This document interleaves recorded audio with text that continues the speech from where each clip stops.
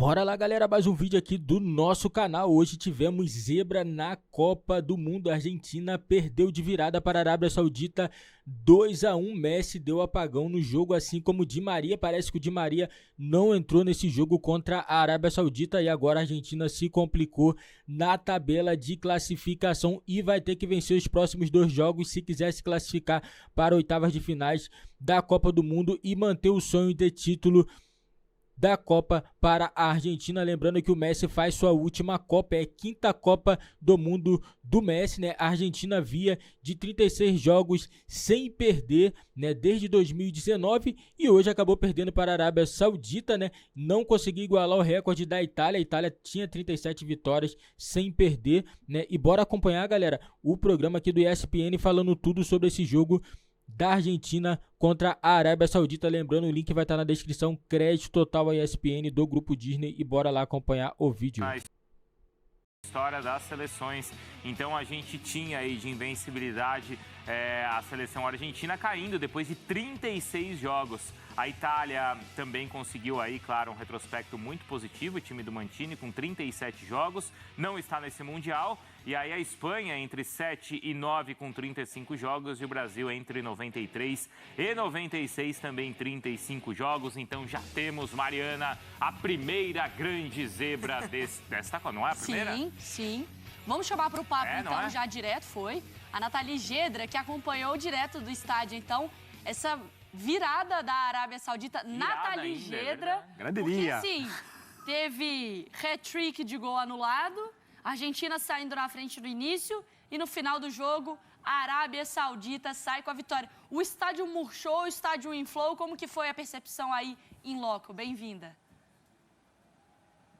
Tudo bem, Mari? Oi, Bruno, Olá, Fã de Esportes. O estádio murchou demais. No segundo tempo, impressionante. O quanto a torcida da Arábia Saudita cresceu com um gol de empate e depois com 2-1. No primeiro tempo, a gente ouvia aquele barulho da torcida da Argentina e, na verdade, lá dentro, eu acompanhei o jogo lá de dentro, lá dentro, eles eram maioria, eles eram grande maioria nas arquibancadas. A gente não teve um Lusail completamente lotado, tá? O público foi de 88.012 pessoas. Muita gente não entrou no começo da partida porque estava tendo problema com o ingresso digital. Isso vem acontecendo em algumas partidas aqui no Catar.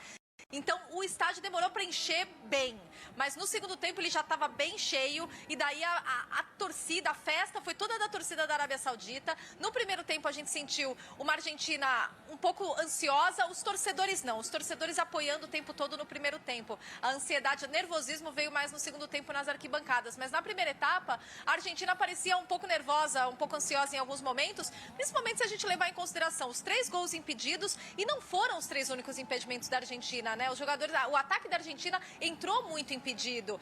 A gente pode falar, por exemplo, o segundo gol anulado da Argentina foi um ombrinho, assim, foi pouca coisa para ser anulado. Mas o terceiro gol, o Lautaro Martínez estava quase um corpo, estava exatamente, na verdade, mais de um corpo na frente. Então, sinais de que a Argentina estava um pouco ansiosa, né? O único gol que saiu no primeiro tempo foi do Messi de pênalti. Só que a Argentina criava oportunidades. No segundo tempo, a Arábia Saudita teve 2 finalizações, as 2 primeiras finalizações no gol na partida e os 2 gols marcados. E aí a Argentina não conseguiu mais reagir. E a gente tem aqui muitos torcedores da Arábia Saudita pela proximidade geográfica, né, gente? É um país próximo do Catar. A Arábia Saudita fica a 645 quilômetros de distância. Então você pode fazer uma viagem de carro até aqui. Você pode entrar de carro da Arábia Saudita para o Catar sem problema nenhum. São 6 horas e 45, uma viagem puxada, mas muita gente faz isso. O voo de Riad a Doha, né, de uma capital para outra, é um voo de 1h30. Então tem muito torcedor da Arábia Saudita aqui e eles dominaram as arquibancadas no segundo tempo, como a gente já imaginava, né? E agora na saída, né, a gente está começando a ter os torcedores saindo e a festa é toda deles, né? Com certeza, até porque a zebra desfilou hoje aqui no Al Luasil. Na Rússia, vale lembrar que a Argentina já tinha tido uma estreia complicada, né? Eles empataram com a Islândia e foram bastante criticados por causa disso. Mas essa é ainda mais surpreendente por todo o sentimento positivo, pelo otimismo que a gente sentiu. Não não só na preparação da Argentina, não só nas entrevistas coletivas prévias ao jogo, mas também entre os torcedores antes desse jogo, viu? Não, e é um absurdo assim, né, Nathalie? Porque, como a Nathalie destacou, os 3 gols anulados por impedimento no primeiro tempo, e no total 7 impedimentos. Você vai para o intervalo, você imagina o seguinte, uma questão de um ajuste fino. Em algum momento essa linha do impedimento não vai funcionar e a gente não vai fazer 2, 3, 4 e vai ser tranquilo. Eu acho que psicologicamente tem um outro efeito. Se tivesse algum jogador, a gente até poderia, um ex-jogador aqui, a gente poderia perguntar. Porque quando você faz 1, 2, 3 gols que são impedidos, não sei se passa uma sensação que você está ganhando. Porque você já fez um, você já fez outro. E aí, só que o placar não está contabilizando, né? Tá fácil por uma questão... não está contabilizando isso. O Messi falou sobre... A coletiva dele foi basicamente em cima do aproveitar o momento, né? E ele falou sobre... Pré-jogo. Pré-jogo, exatamente. A entrevista pré-jogo dele, que foi ontem, que ele veio até para explicar a questão do tornozelo dele, aquela imagem do tornozelo inchado e tal, falou que é a última Copa dele. Ele falou, eu tento passar isso para os jogadores mais jovens, para eles aproveitarem dentro de campo, porque quando eu era novo, eu estava sempre preocupado com o próximo jogo. Então, o pensamento lá na frente. Para mim, esses impedimentos, eles falam muito sobre essa ansiedade da Argentina nessa estreia e toda a expectativa que foi gerada. A torcida da Argentina, junto com a final, os 3 jogos, né, que mais teve busca de ingressos, incluem jogos da Argentina. E aí foram 7 impedimentos, Bruno, até os 35 minutos do primeiro tempo. Nem no primeiro tempo, só até os 35. Exatamente. Então foram gols anulados e uma linha de impedimento e mérito também da Arábia Saudita, que conseguiu encaixar essa marcação alta. O Thiago estava muito triste. Nossa, olha a cara dele de triste. Inclusive, arrasado. Esses 7 impedimentos da Argentina, se você somar a fase de grupos das últimas 2 Copas da Argentina, a Argentina teve 5 impedimentos. Nossa. Olha só que loucura esse número. Isso diz mais sobre a Argentina ou sobre a linha da Arábia Saudita? Da linha da Arábia Saudita. O Hervé Renard, a gente fez eliminatórias daqui da Ásia, e ele costuma jogar com essa linha de defesa alta. E ele não muda, é impressionante. Ele não muda de jeito algum, ele morre com essa linha alta. E depois de a gente ter visto no primeiro tempo o show da Argentina transpondo essa linha, o que se imaginava era que o Hervé Renard, o técnico da Arábia Saudita, mudaria essa forma de jogar. Porque, em teoria, a Argentina ajustaria. Exatamente. E o que ele faz? Ele mantém a linha alta. Faltava ali praticamente 20 minutos para terminar o jogo, ele continuava com a linha alta. Ele não abre mão dessa estratégia. Quer dizer, nem com a vantagem no placar ele abriu mão disso. Contra o Japão foi assim, contra a Austrália foi assim. E só um pedido, a Nathalie tem que estar agora em Argentina e México, lá no Losail Stadium. Já está convocada, viu, Nathalie? Nathalie Gedra, agora deixa eu te perguntar um negócio. Os torcedores, os jornalistas, as pessoas, eu acho que os próprios jogadores não estavam contando com esse resultado, né? Porque talvez o confronto de estreia, talvez o mais simples, não era esse o tom que se esperasse dessa caminhada da Argentina, né?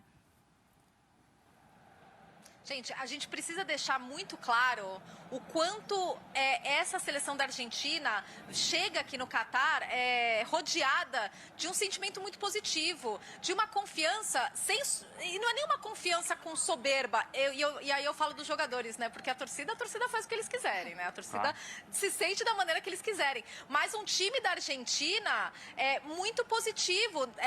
O Messi mesmo falou que é claro que eles chegam melhores para essa Copa, porque eles chegam ganhando, eles chegam numa sequência de 36 jogos de invencibilidade. Então, isso tem um efeito entre eles, de confiança, de jogar mais livre. O Scaloni mesmo falou na entrevista coletiva de ontem que existe um fator emocional no jogo da estreia sempre, mas que ele tem frisado para os jogadores deles que não existe o porquê desse fator emocional, desse nervosismo, dessa ansiedade, porque ele queria o time dele jogando livre. E a gente não viu a Argentina jogando livre o tempo todo, principalmente no segundo tempo. Eles não conseguiam acertar passes nessa linha alta que vocês mesmo ressaltaram, né, da Arábia Saudita, que foi muito efetiva e que eles souberam tirar proveito desse momento mais ansioso, mais nervoso da Argentina. Agora, a sequência da Argentina é México e Polônia. Já existia uma expectativa grande em torno desse confronto com a Polônia pelo duelo Messi-Lewandowski, né? Agora, esse jogo da Polônia pode valer demais, né? O jogo contra o México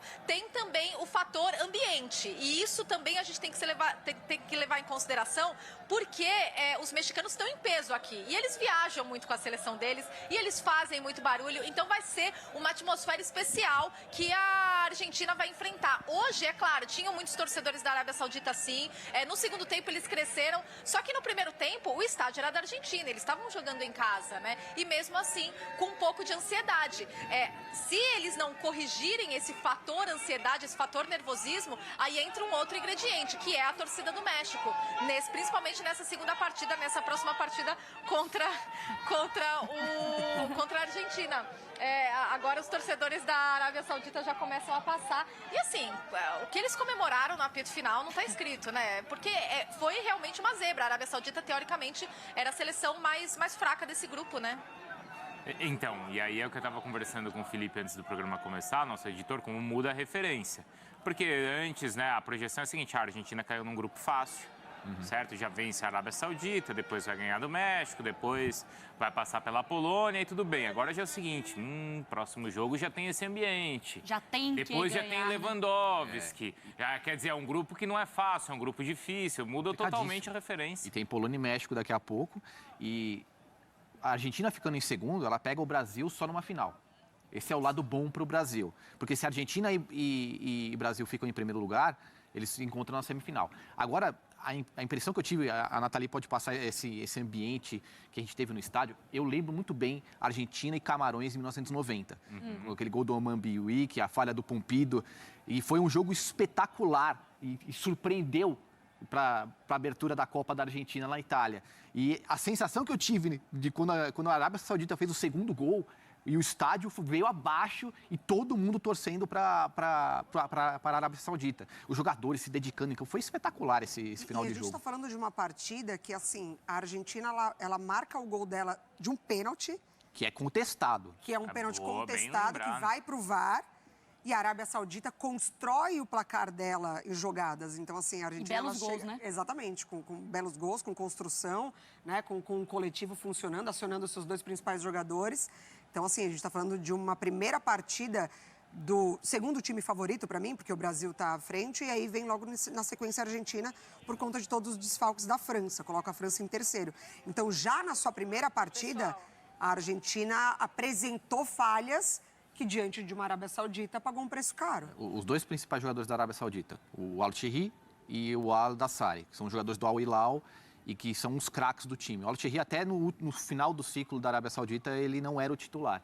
Ele acabou assumindo essa titularidade devido aos desfalques que tinha o Hervé Renard. Não sei se a Nathalie chamou. Acho que a Nathalie chamou, Mas vai. Não, ela tem prioridade.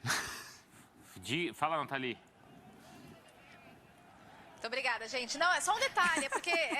Galera, zebra histórica na Copa do Mundo, né? A Argentina entrou com muita confiança e esse jogo serve de parâmetro para a seleção brasileira prestar atenção e não entrar com um sapatinho alto, pensar que tá ganho, porque não é assim. Copa do Mundo surpreende e hoje a Argentina foi surpreendida e isso serve muito de alerta para o Tite, né? Conversar com os jogadores, tentar tranquilo e pensar sempre em gol.